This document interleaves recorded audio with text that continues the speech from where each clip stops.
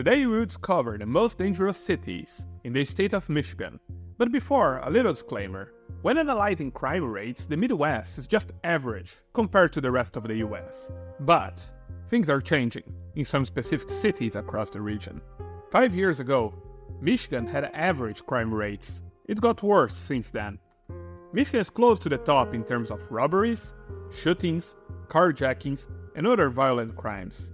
In previous videos, we talked about violence with considerable repercussions and a fair share of polemics.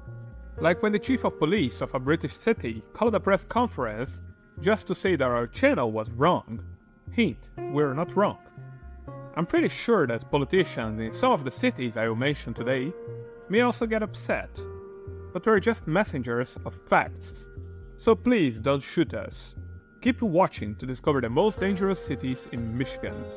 First of all, we consider only cities with more than 70,000 residents. While this threshold may look arbitrary, there is a reason for that. Small cities can have very distorted crime rates from one year to another due to single events. In larger, major cities, single events don't change the statistics significantly. Either they are safe or not. The indicator considered is the violent crime rate per 1,000 residents, meaning that the rate is proportional to the population. All the data about criminality in Michigan comes from the Uniform Crime Reporting Program and the FBI, most specifically from the UCR. For comparison, the national violent crime rate in the United States is 3.95 crimes per 1,000 people per year, or 395 crimes per 100,000 people per year, as per Statista. Any value above 3.95 is considered above the national average.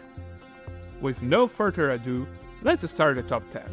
In 10th place, Dearborn in Wayne County, with a population of 98,000 people and a violent crime rate per 1,000 people per year of 14.46, which is over 3 times the national average. Although the number of violent crimes in Dearborn is way lower than in places of Detroit, as I said, the city has a much higher crime rate than the national number. There are ethnic tensions among its large Arab-American population. While many residents coexist peacefully, misunderstandings can sometimes lead to conflicts. The cultural differences, combined with economic challenges and other social issues, have occasionally resulted in clashes. The east side of Dearborn, near Detroit, is riskier than other parts of the city. In 9th place, Warren in Macomb County, with a population of 134,000 people and a violent crime rate of 16.08.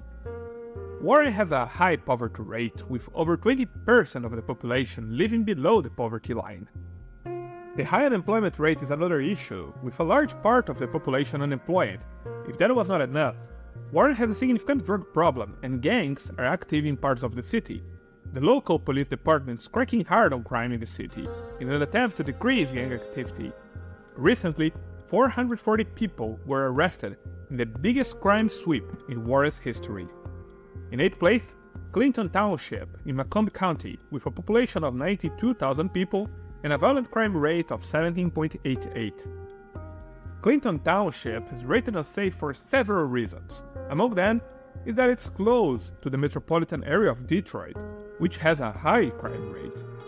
The chance of becoming a victim of a violent crime in Clinton is 1 in 280, which is much higher than the national average of 1 in 2,960. Another reason is that there are a lot of people who move in and out of Clinton Township, which is a dormitory city. This makes it hard to build a sense of community and trust among the people who live there. 7th place, Westland, Wayne County, population 92,000 and a violent crime rate of 21.7. Westland is another city that is very close to Detroit and has a high rate of substance abuse, particularly among young people. The city has also several abandoned buildings and vacant lots that are used for illegal activities.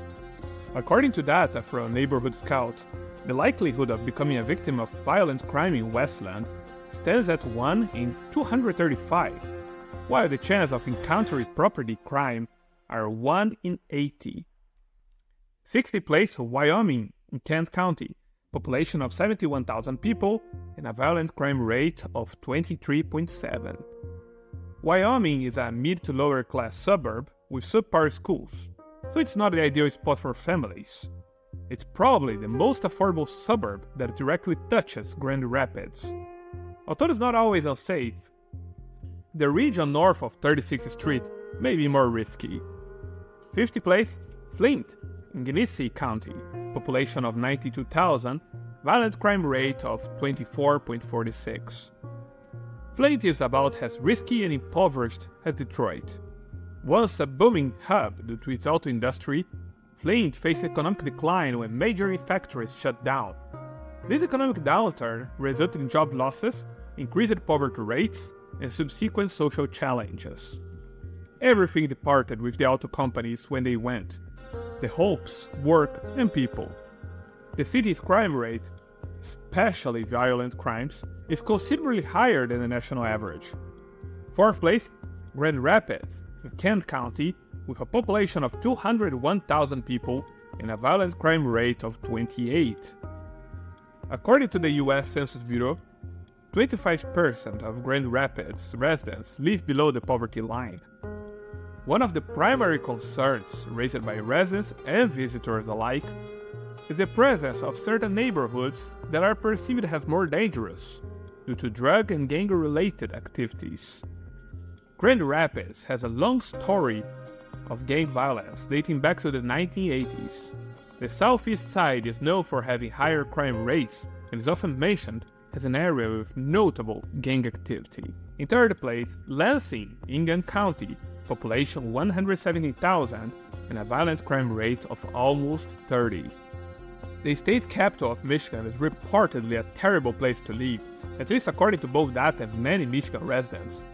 Both income and poverty rates are much worse than average. Lansing is characterized by pockets of well-maintained areas interspersed with run-down neighborhoods. There are both safe and unsafe sides in Lansing. Some may just be a few streets apart. For instance, Baker Street in Lansing has garnered a negative reputation over the years. In 2nd place, Detroit, Wayne County, population 639,000 and a violent crime rate of 43.9. You expect to see this name among the most dangerous cities in the state, and here it is. Detroit has earned its reputation as one of the most dangerous cities in Michigan, as well as in the entire US. The city has a population that has witnessed significant changes over the year, with economic downturns and other factors contributing to the high crime rates. In a certain way, Detroit is to the US what Manchester is to the UK.